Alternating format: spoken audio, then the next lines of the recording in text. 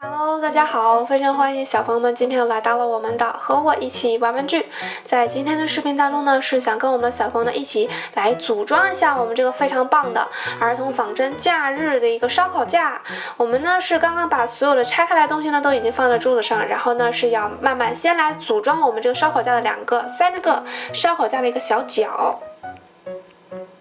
我们这个烧烤架的脚呢，其实是比较特殊的，因为它是自带轮子的。这样的话呢，就可以让我们的小朋友呢把它移动到哪里去都可以。你可以把它放在你的草地上，放在你家的阳台上，放在你家的花园里面都是没有问题。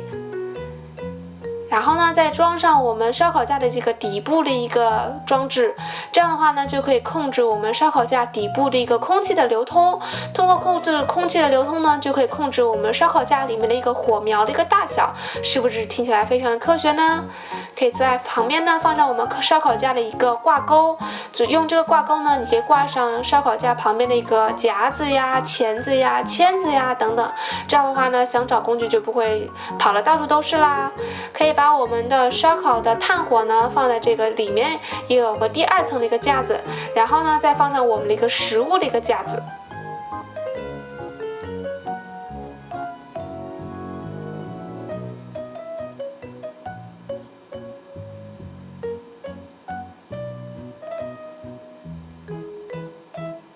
可以把我们各种各样的一个肉，美味的烧烤的一个肉，还有我们的蔬菜放在我们的烧烤架上，有我们的牛排、鸡排，还有我们的辣椒，还有我们的西红柿，以及呢我们的香葱，还有我们的这个洋葱。然后你可以把你的这个烤的这个叫什么炭火里面给它放上一个电池，然后呢可以把我们这个开关呢给它打开，它可以看到我们的炭火呢还会发光，有没有发现？然后我们这里是点一个火，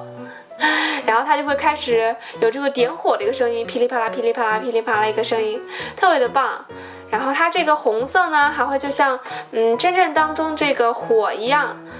时而亮时而不亮，就是一点一点的在那里慢慢的烧。你可以用我们的烧烤架的这个夹子去把所有的物品呢给它翻一个个儿，翻一面，这样的话呢就可以让我们的食物呢烤得更加的均匀。